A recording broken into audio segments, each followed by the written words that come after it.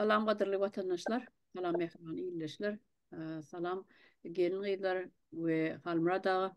Yine bugün biz yeni de şu gelin gıylarla yığınlaşıp bir proyektin üstüne gürleşmeli ettik. Şu hakta bir gepleşik edeliydik. Onun sizin hem fikirlerinizi dinleyecek diyes. Mesela edebiyat akşamı. Şu çağıran gelin gıylamızın käbirleri öz yüreğinden çıkan goşgularını ýadyýarlar. Şu barada bir proýekt edäýsek diýäs. Ne halbrada size söz bereýin. Şu hakda näme pikiriňiz bar bolsa, soňandan ýygyderli gelin gıylara da söz berersiz. Aýdy berin. Sağ olun. Salam gelin gıydılar. Salam. Hormatly yurtdaşlar. Olmur çağrına çağırıpsınız. Sağ olun minnettar. Bir döwletli işin başını tutacak bolýan diye tutupsınız. Yani şun öň ýany var ya başlamacı var da. Gidip beten giň derýada bir kiçijek çeşmeden şillerap başlaýar. Siz täze Türkmenistanyň şu kiçijek arasy dury çeşmesi men özüm hasap edýän. Näme üçin? Sizin ýazýan isle goşgulyňyz bolsun, isle edýän çykyşlaryňyz bolsun, prozadamy, nabeldämi, satirik goşgudamy. Siz öz ýüregiňizdäki beslän arzuwuňyzy, gaýgy-aladaňyzy halk barady, döwlet barady, millet barady edýän ähli pikirlerinizi şuny bir edebi dil bilen halka ýetirýär. Bir bir ene hudu ýaly gyýdlar. Ene aýdýan zatlaryň isler komment ýazsaňyz şu taýdan şu zatlar görnüp durdy. Ilkinji nowatdy. Watan, halk, şolun gelejegi bir ýa-ni jenaýatly geçmişi gelecek nähir bor diýen bilen ýazylan zatlar men onu gaty gowy düşünmeklik bilen kabul edýän diňe menden eden bir näçe çykyşlarymyz bar. Boş wagtymyz ýekelikde, bilelikde ýazan zatlarymyz bar.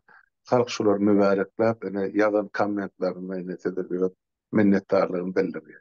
Diýmek, siz şu edýän işiniz bilen hem halka himayet edýän, çöken gowullary galkynyrýan. Bir tarapdan, ikinciden geleceğe adamlarda umytlar edýän. Üçüncüden Türkmeniň mert zananlygynyň bardygyny baýdak ýaly parlap duranlygyny hakykatdan siz subut edip otursaňyz şu mümkin. Şu zatlaryň ahyrsaň bir ýere bir birleşme getirjegini men bilýärdim. Sebäp edebi birleşme hukman bolaýmarlar, pikirdeşler, ugurdaşlar, annan bir ýerde urdan gelýän däpde sura bar, bizde şol goş aýdyşmak ýa başlar üýüşip aýdym aýdýarlar ýa ýarşýarlar ýa ne şular ýaly birek birege bir hormat bilen ýüzden halka ýetirilýän gidip ýatan ägir ony paýamalar bar. Şu zatları soňky 30 ýylda ýa SSR ýykylandan soň ýuwaş ýykyp halkyň aňyndan aýyrdylar, ýuwdylar, çykardylar. Ýa-ni kitaphanalarda ol müňläp duran kitaplaryň hemmesini zibilhana taşladylar. Olaň ornuny Niýazyň tohnamasy bir ýa-ni goşadyrmak üçin näki keramatly Hacı Gurbanoğluň çay baradaky kitaby şonu okasar ýa-ni gowrel bolýarmyşdy. Şular ýaly bir topar pohorryk bilen doldurdylar. Siz hakyky şol halkyň içinden çykan ýa-ni siz türkmen halkynyň gönözlügi, täze Türkmenistanyň fundamenti. Siz birinciden Milli Halat Ediş Komiteti agzasy. Taýda da müňler çatym. İkinciden siz meclisiň saýlanan agzasy. Orucu meclis. Kanunlaryň üstüne işläp otursun. Bir topar kanunlar kabul etdim geçen 3 ýylyň dowamyny. Biliniz uşak orta çykdym. Ähli işiniz taşlap giýjäňiz günni edip halk üçin işläp otursun. Bir ýere barmaly, görünmeli ýa kömek etmeli bolsa ýylyň öňünde siz denarlar. Onu men şu gün halkyň öňünde aýdýar. Sag bol. Toýmuzda aýtsyn. Ähli edýän işleriňiz we kömekleriniz. Näçe hastana aýaga galdyrdyňyz. Näçe adama kömek etdiňiz. Näçe aty sorsuz galan mazarlary öz halal adamjyňyz bilen dikeldip ýadygarlyk ady tutular ýaly edip bilen tertibe getirdiň. Edilen işler gatykar. Şoň üçin kiçidi göwründe tutmak özüň. Siz gaty beýikde münberiň üstünde durmaly adam. Durarsyňyz ene täze Türkmenistana baraly. Ene şo taýda halkyň bir topar aýdylmaz zatlar bar. Şuny aýdyp bolmaýanda olaryň şo taýda halkymyza ýetir. Ýöne şuň ku. Ene şu sizin ende bir üýşüp şu taýda bir pikire gelen gibi men diňläp otyn ýazyň öň ýanyna. Bu aýtdyňyz da pikirleriň häzir halka da özüňiz aýdarsyňyz. Belki okajak boşgulamy bardyr. Onam ýetireli halkymyza. Oy bilen bir ine bir halkymyza ýol görkeziji bir ýatyjy şem bolup ýansyn şoň kun tüm garanky Türkmenistan biraz ýaktyrdy edebi tarapdan. Şunu men size etjek teklifim şu edebiýat akşamlary diýip alsaňyz has maksady we talaba laýyk boljakda. Poeziýa akşamlary diýsek biz hemmemiz goşu ýazamda proza da bar bu taýda. Dürlü görünüşdäki makalalar var. Şoň üçin edebiýat akşamlary diýip alsak, onsoň biz dine öz ýazan zatlaryny ýa goşulamazy özara okaşmak ýa halka hödürlemek bilen şäklenme. Geçen asırlarda unutulan ýa ýatdan çykarylan ýazyjylarymyz bar, şairlerimiz bar, hudaşniklerimiz bar, ýeneler bar, senetgarlarymyz bar. Şular hökümet tanalmaz ýad etdi nesilleri. Siz bilen de köp zaty. Ine şu zatlary barada edebiýat akşamlaryna gurrun etsek, ol adamlaryň hökümet tarapyndan ýok edileni bar, ýitirmedilen bar, tekîz edilen bar. Olaryň ruhy şat bolar. Şular ýa edebiýat akşamlaryna ýatlanyp durulsa, menden şey diýip düşünýär. Şoň üçin şu edebiýat akşamlaryny şu gün birinji başlangıcı bolsa, içinde hemmemize ýa hemmemize ak ýolardy we diýen ilkinji adamlarymyz batly bolsun. Şu başlangıcymyzy ýygyny ýygy gurup bolsun, dowamaty bolsun diýip aýdasym gelýär. Indi sözü haýdyňyz arsaňyz ine Onur Çary, beýle kardeşlerimiz Leyla Cennet, Melkem oğlu, Bahar kardeşim. Beýleki gelmedik diýen anlamyz bar şu gün. Olaryň ben düşünýän hassas ýerde oturan bar, işlisi bar. Telefonu çykyp bilen atlar. Gaty köplük. Ýöne gynansa, erkek kişilerin içine şu gün men araňyza geldim, çağırdyňyz sag bolun. Ýöne erkek kişilerim aýtmaly, ýigitlerim hem aýtjak zatlar kän, soňgot barada. Olaryň mene ýuwaş-ýuwaşdan gelerler. Sag bolun diňläňiz üçin. Sağ olun. Halmada häzir şu ýerde men Leyla söz bereskim gelýär. Şonuň bir goşgusy bar. Adam olmak kyn ekenini gaty bir maňzyňa batýan goşgulaň biri. Şonu häzir haýyş edeliň. Belki okap berer. Leyla hanım başytyny. Salam kesipdaşlar, yurtdaşlar. Salam, iyi akşamlar. Menem şu goşgumy okup berin size rakizla. Yaxşı. Adam boluş kıyın eken. Dünya asli oyun eken. Teşlep gider kiyim eken. Englegenim şu boldu ki adam boluş kıyın eken. Buğday, arpa ekkenler bar. Şeru yolbars bakkallar bar. Şan şöhretge botganlar bar. Adam boluş kıyın eken. Külden gülhan yakkanlar bar. Altın kümüş takkanlar bar. Osman sirin açganlar bar. Adam boluş kıyın eken. Yar köңlini almak asan. Ahmet gelse külmek asan. Toy tamaşa bermek asan. Adam boluş kıyın eken. Ey dünýäge mahliýalar, feýda bermez din diýýärler. Ýygladylar äwliýalar, adam boluş kyn eken. Dünýä asli oyun eken, täşläp gider kiyim eken. Englegenim şu bolduki, adam boluş kyn eken. Ana şundan ibaret. Rahmet söz bergenleriniz için. Tuğlama. Tuğlama sağ ol Leyla kardeşim. Men ikinciye de geçti bu otun. Sizin goşguýyňyzy. Bir ören bir yürekden çıkan fetirler sağ olun.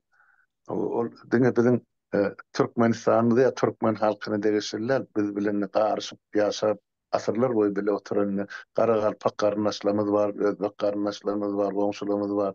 Şulara da gaty gowundan turupdyr. Maňa jaň edip soraýarlar. Halmuratdaka bu hatyn kim ki? Menem aýtama bar watany baramyzda görersiňiz, tanışarsyňyz diýip. Sağ olun Leyla han, galamyz ýetip bolsun. Size hiniz tuvalama ana ulul üstünlükler size dardı ediyen. Bolat, O sağ bakın olun. Rahmet. bağlar. Sizlerge rahmet. Ama Ha, ol çağırın. ha o inni hoş kaytmak gereği hani bahara göz verelim. Belki goşkularının bir yerini okap verir. Öňrägem goşkuda ýadyp uğrat ýady 2 ýyl menen öňem, 3 ýyl menen öňem menim şu ekrana goýýadym olary. Şonuň bir ýerini, haýta bir ýerini okap bersen. Öyle çaremler şu an koşayım yanımda yok. Vardı. Yöne taze bir koşayım birce kuplerden yaz koydum. Bolar edem bol. Haram tağlar haca gidip geldiniz. Sade halkın pulu bilen şeytan daşlap bildiniz. Bavarov'un adını yitmez kara sürdünüz. Sizden Türkmen olmaz, Türkmenin yüzü karasay. Ha, bol. Bir gruplerden yaz koydum, yöne yetişmedim sonuna. Bir işim yapacaktım. Onu kakış etmeli yerler var. Sıçtırıp sadece onun ilinde devam etmeli. Doğru yazayım ondan sonra Mehmet'lerin uğratarım size. Bağlar. Sağ olun. Dönem mikrofonumuzu açıp. Ha, ne boldy. Hani şu yerde eğer Malika Moğlumun 50 ýan bolsa, gürläp bilýän bolsa, Malika Moğlumun ýazýan bolmaly. Yiti ýanky sözleri var Malika Moğlumun. Gürläne de. Eğer 50 bilmezse 50 ýamka. Salam kardeşler. Tamam. Şuat mihman mümkün. Kategori gepleşik bu edebiyat undurma bilen köp zatlar unuttuk. Dilimizi unuttuk, şu edebiyatımız bolmadan. Tarihimiz bolmadan, tarihimizi bilmedik, unutturdular hasta uğrusu.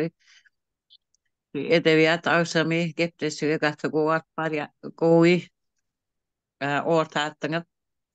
Doğamı gelsin.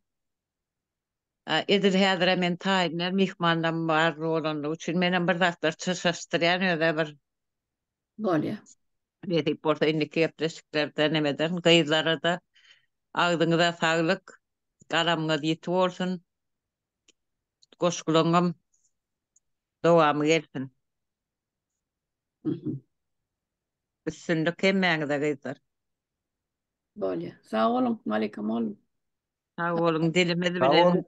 kalamymyz bilen çıkaray gayızlar. Biziň ýaragymyz şo kalamlarymyz. Awly dillerimiz biziň ýaragymyz. Biz eneleriň. Gatı doğru koşulyan. Ne şu yerde cennet kardeşimiz var. Belki cennet öz koşkularından birini okap verir. Haýş edelim hani. Olya, salam yurttaşlar. Bu täze projemizem hayırlı uğurlu olsun. Edebiyat akşamlardan. Şu yerde menem täze Türkmenistan Mertzenanlar diýen goşgusyna okap bermekçi. Dinle. Täze Türkmenistan Mertzenanlary, her biriňiz müň erkekden de degerli. Her erkege de er diýilmez, saýasyndan gorkan erkeklerimiz bar. Baydak ýaly bolup, söweşe çykan, gözlerinde ok var, ýüregi yanan, geljek nesli üçin, topragy üçin, er işini bitiren zenanlarımız var. Er diýmek mertlikdir, vatan goraýjy. yurdum halkın deyip döş gerip bilen, şirin canlarını orta koyan, erkek deyip kahraman zenanlarımız var. Atlarını sanasan, bar soğağı, oğul Nur Mive Gül Melike bakar, Umida Fatma Gül Leyla hanımlar, barmak büküp sanardan kendir biz. Täze Türkmenistan naybaşısı siz, görelde alınacak hamir mayasız, hiç haçan solmasın güler yüzünüz, sağlık bilen kazan alın vatanımız. Şu koşkıyımı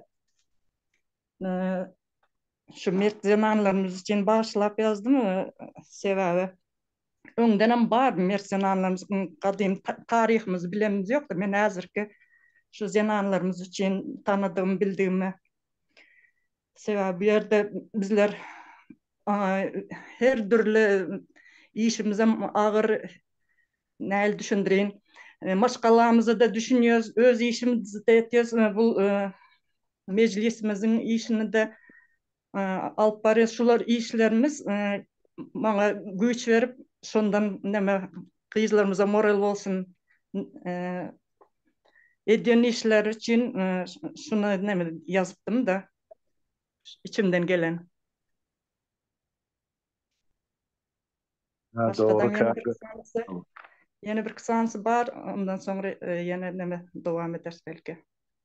Bağlar sağ olun. Başlamamız için elbette Europ'tan çıkan fetirler o kardeşlerinize bağışlayıp aydıpsanız olurum şol öwe münasip adamlar dip hasap edýän sebäp bilen halkyň önüne özlerini görkezip otyly näçe ýyl bäri diktatura garşy başardygyndan göreşip söwüşip Türkmenistanyň ýagty gelecek üçin Armaniýa adamlar rahmet çekýän hem öz işini dowam etdirýän hem watanyň halkyň işine ýetişip dursaňyz sağ bolun.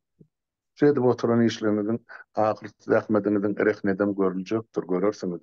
Wagtyny görkezer odatlar ýakyn gelecekdir. Sağ bolun cennet kardeşim. Öyle sağ olun. Awa menem gelin gyzlar size minnetdarlyk bildirýän öz adymdan gaty gowy bu intek bu başlangıç ýa-ni birinji basgançagy ol goşgy ýadyp ýöremzok hiç birimde ýöne watan üçin görüşmeli ýerine ýa-ni Malika molumyň aýdysýaly biziň bar güýjümiz, bar ýaragymyz galam, kagaz ýa-ni öz dilimiz şeýdip goraýas watany. Şeýdip goramolum. Hem mäňde de öz minnetdarlygym bildirýän şu görüşde, ýeňil bolmadyk görüşimizde. Bu biziň hemmämiziň umumy görüşimiz gelin aýdylar. Şular ýaly edip görüşimizi dowam edelim. Pes etmäliň görüşimizi. Şeýle halmada goşakladyňyz barmy?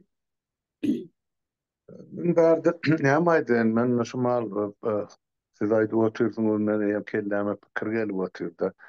Ene şu siziň edip oturan işiňiz görülýän täze Türkmenistanyň ilkinji ýörjen adamlary ýa bassançaklary bolupdyr.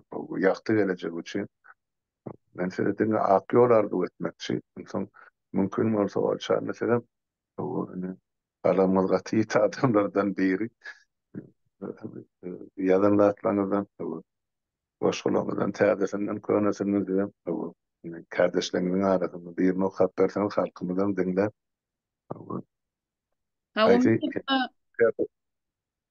Haýsy terde ýazanam bolsaňyz hani okan bilen eşderonyň bolmasa sonra jemler men diýjek bolýan dadym diňe maksadymyz biziň zenandamyzyň ýa ýigitlerimiziň kardeşlerimiziň goşguya okumy proza okalmagy däldi öten geçen ýa unutulan ýazy şahyrlaryň bir ýagty ýadygarlygyny dikretmekçi. Şolary bağışlaryny aşanlarym bar.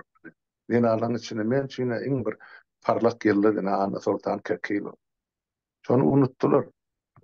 Şoň adym tutýan adam gaty seýrek we ene şola goşgusyny okap näme diýjek bu aýdymlary bar Ana Sultan Kerkeýew. Şu zatları yurdun içindeki kardeşlerimizden, yurttaşlarımızdan haşa diyat uğradım bar materyalini. Başka da yine son yankı Niyaz tarafından onun önkü durmuştu. Son kıyadaydı. Hükümet tarafından yok edilen yazı şahirlerimiz var. Bulan yaptı yadigarlığını koyduk. Hormatımız var. Ağıtlarını tutup yanında ağıtlarını hiç olmanı sana payıp geçti. Şu yıl Karam Hor Cenayetkar terörist topor Mahtumulin yeli deyip ilan etti. Bizim beyik Mahtumulu paralıyımız. Adını amrayını öz ediyen, şu halkın karşısına ediyen cinayetlerin üstünü yapmak ya örtmek için şu adamın adını özlerini kalkan edip tutun yani. Biz şu zatlara yol vermeliler. Gelin yine edebiyat aşılmamızda Mahtumul Prag'ın koşulları var. Halk için, vatan için yüzlerini. Seyit Nazar Seyit'in koşulları var. Kan açık bolsak bizde yazıcı yaşağı gıttan atlar şolum yitirmedin, yürüytü. Şolum ornunu yine başta Niyaz, sonra yine Kurbanlı, yine Lellim oğlu, bula kitap yazıcı olurlar, şair olurlar. Şu atları biz yol vermeliler, şu bütün geçerlerin atlarını bizine hormat bilen tutmalı, şolum yaptı yadigarlığını dikkat etmeli. Ben şey deyip düşünüyorum. Sağ olun, dinlediğiniz için. Sağ olun Halmira da. Olapka, Oliçka, şu men elimi diklap bilmedim da. Sahta hacılar deyen şiirimimi okup versem bolamı? Yaz vaktimiz yok mu? Yo okan var. Siz okuyacakınız var mı ya? Benim okarım, sizem okan. Bunda siz okun ya, ben ondan sonra okuyayım. Yo okaverin. Ha, boladı. Yani men kaharım geledi de bu halkını aç koyup yeniden Mekke Medine'ye gidip ad götürmek için özünü hacı mendep görsetmek için ailesi bilen bula Mekke'ye gidip şimdi ne etip geldiler sadaka verip sen sadaka verecek eken sen öz halkın aç halkına ver yetim çağalara ver şuna kaharım gelip şu şiirini netvedim da ben sahnalaştırıverdim da şunu okup vereyim ben de indi. Bola mı Halmira ta? Ay hoppan bolar ben şu sizin şirin ovadınızı şu sözünüzü sesinizi dinlep men şonu eyyam tolgunu otin berekella. Ine biz Türkmenin dürlü dili, dürlü şivesi, dürlü toprakta yaşayan milleti bilen millettir. Türkmen biz dinle bir yerlik Türkmen halkı bahardan bilen yani bir tecenin arasında yaşanan Türkmen bütün teritoriyasında Türkmen. Hani Özbekistan'da da Türkmenlerimiz var, Karakalpakistan'da da, son yani ne Türkmenistan'da da Özbekler var, Karakalpaklar var. Biz karışıp asırlar boyu yaşap gören milletler. Onun için şutayda sen öz dilinde, öz şivanda doğduk da pen dilinde gürlendi. Ben şutayda bu saniyan kuvvanyan yerim. Sağ olun, bağırlığına mutluyum Leyla. Bereket. Rahmet. Okan onu. Yine şeytanlı taşıyman dep barız. Yüzünde ya spsekeşçilik etip bir tankan götürüp yürgen neler var. Sahta hacılar. Şuna ne etip okudum da bunu. Sahta hacılar. Hacga borib Mekke'ge. Hacga borib Mekke'ge. Sığınıp hak yekkege. Yana o'xshab hakkaga. Harom yesanmadi. Hech savobni bilmaydi. Gunoh qilib tinmaydi. Go'yo u hech o'lmaydi. Kofir bo'lsa nima dey?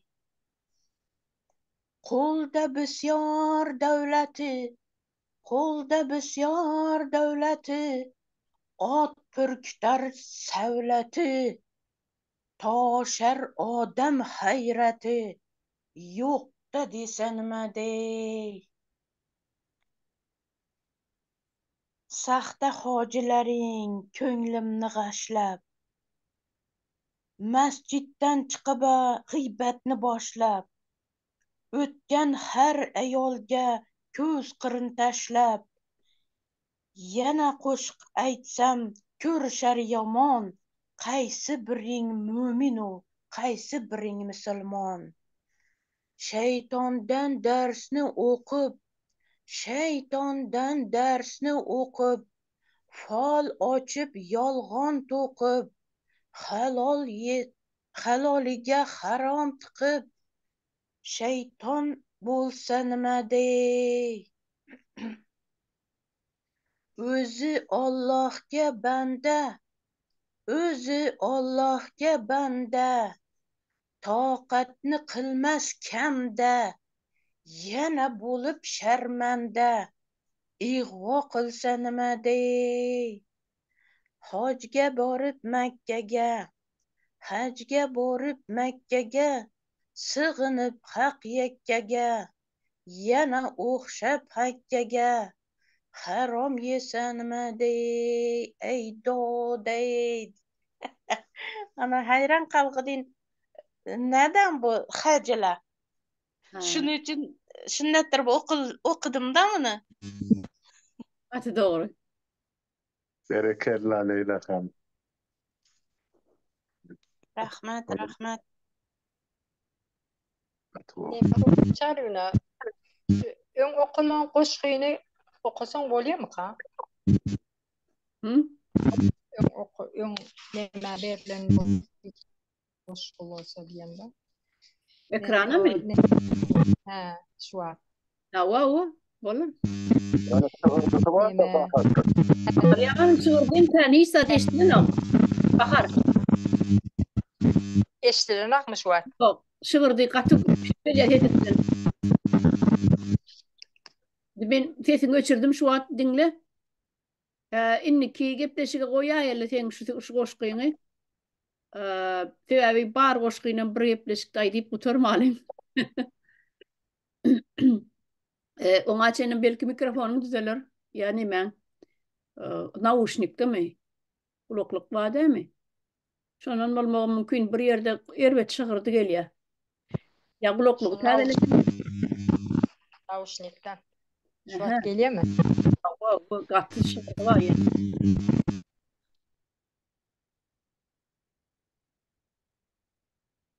Olya ortadan bolmasa siz okan bu fırsat şu bilenem çuğulukça tamamlar sebep men hazır gene de orada usul var.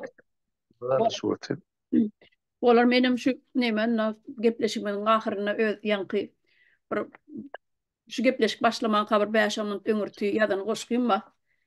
Şon men häzir okap berin ol toslama goşgy bir nemeden bolup geçen waka däl ýöne.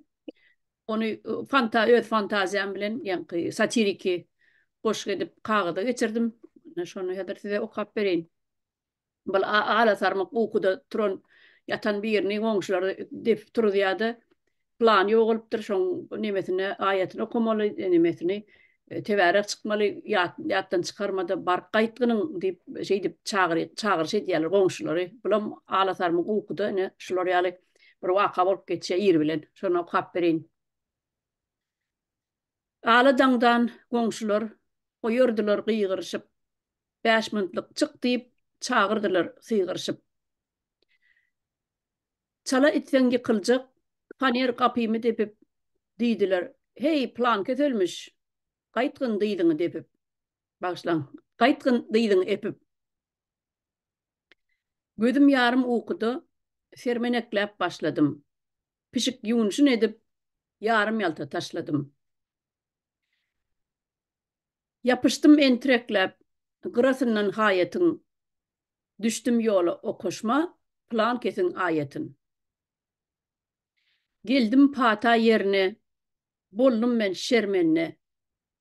Tabıt da yok, ölü de, kanı millet cemende. Tayyar bolup oturun, iki elimi uzadıp, diýdiler eýgilikdir. Ýerläpsiň gum tozadyp.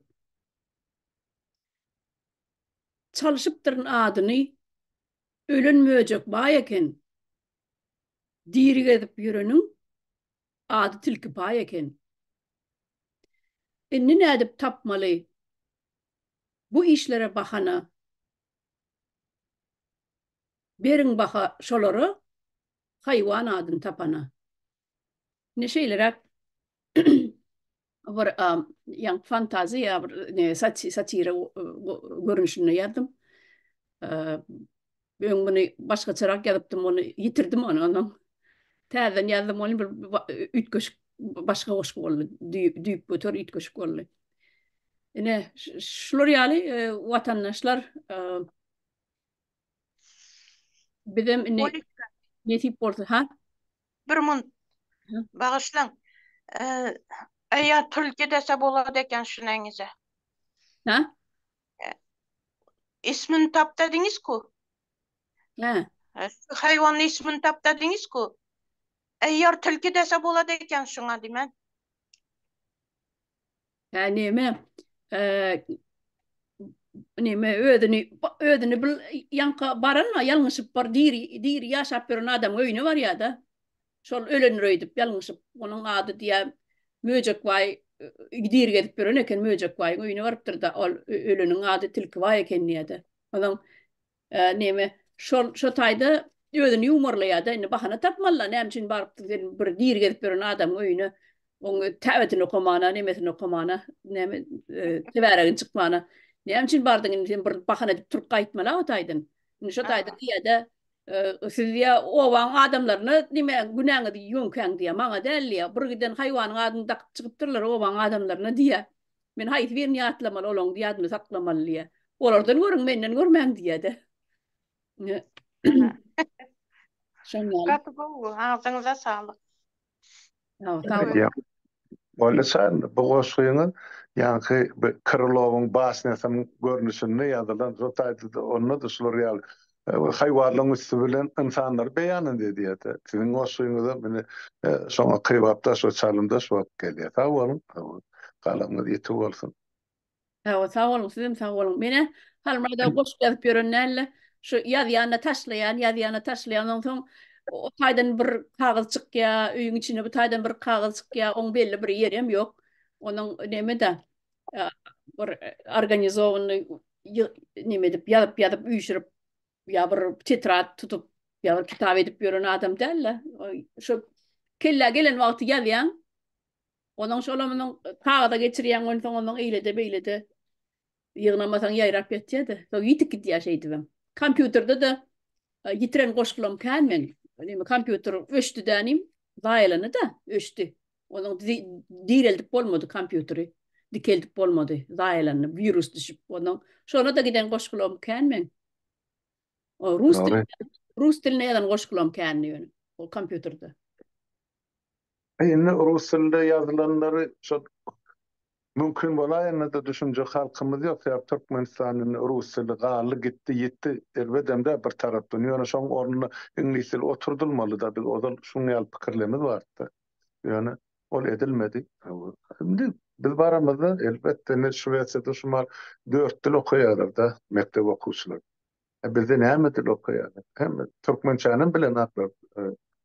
Doğalılığına ya da lokkalığına, şu dil ucundan şu köşe gururunu edebi dil bilen akbizin yaşlamak esasana. Ondan bir topar dili karşıtırıp gürleyeler. Ne olun bulun. Yani ne şu edebi, ya edebiyat akşamlamada mesela bir görünüklü ne satirik deyten olacak, yani şeyli çumur manilini nurişkamız var. Marili sizin iyilleşiniz. Yani bir gün edebi akşamımızı gelin şuna bağışlayalım. İnternet şoň bir topar çykyşlar bu aýdan sözler var. O özün niýe kimdigini, özüniň kimdigini, o ýurtda iki sana adam var. Ola eden ne diýär, menem diýenmi diýýän bana. Yani şular ýa tarihte öçmejek ýygarlar şahsiýetler var. Yani bitne halk bolup şulan hatiratyny, mertebesini götürmeli, galdyrmaly, ýetirmeli, derejedine ýetirmeli. Şoň üçin şu edebiyat aşamlamy dine özümüz bilen çäklerini atdyk. Edebiýatyň muşdoklary, o ýa-ni prozan, poeziýanyň muşdoklary, şu zatlary bizene halkymyza ýetirmek borcumuz bar diýip düşünýär. Täpsi ýoky ýa-ni duýguňyz bar da şu zatlary duýgur ýürek bilen dile getirýän. Demek şol yürekleri yankı berşik giden, o gaýgalydan kelleler dolup giden adamlar beýnisini gulağının posunu açmak üçin bizene geçmişdäki ägirtlerimizden madyny orta çykarmaly. Şol bir sany öz çağırşlaryňyzy, goşgularyňyzy, ýürek agyňyzy begençinizi halka etip durmaly. Şonu men de oturdum. Men ören minnettar. Men şu tapar sizin araňyzda kardeşimin bir hukmunu otin inniki gepleşiklerimde men pikir edýän başga da ýigitler gelip goşular. Edebiyat dilinde hem gatlygy hem adamlara degişli son sarpasyn bilýän ýa götürýän ýa-da ýigitlerden azalene bizim Burcu meclisimin içinde yani halat edişkan terminde gelirler yavaş yavaştan yani şuunku yine birinci baskança ya başlangıç provası olsun hem tutmayan tutumlanır oradaydılar gelirler sağ olun men çağırın için men öğrenme zatları hem beğeniyen hem boğanayan hem sizin bağırlarınıza bu izleyen siz bilen halkımızın yaptığı geleceği göndermeyin bağlantısı oldu. Çonay denli. Sağ olun Halmurada. Bana hem gelin giydiler size de sağ olsun aydiyan. Siz her o kapyanın koşularınız için sağ olsun aydiyan. Devamlı olsun. Kalamlarınız biti olsun. Yine de gelip durun, koşulup durun. Täze koşularınız bilen bizden beğenip durun. Onu neymiş yerde Cemile elin. Giydiler. Halmurada. Olur, sağ ol. Bolady Halmurat agany bize goşky bilen kütüp aldyk da. Ana. Tuğu yomen ruhu taydan din zalu atymsyň şu etýän görürleriniz okuyan goşgularyňyzy dinläp oňa ýetesi näme bagyt bar. Bizim ozal şartymyz şoň ýaly. Çağılykdan gulagynda galynda atla bar. O ban gyýyz gelirlerini bir tarapda üýşüp ýa-ni gadal okardylar, aýdym aýdardylar, läle kakardylar. Şu zatlar yitip gitti bizim halkımızın durmuşundan.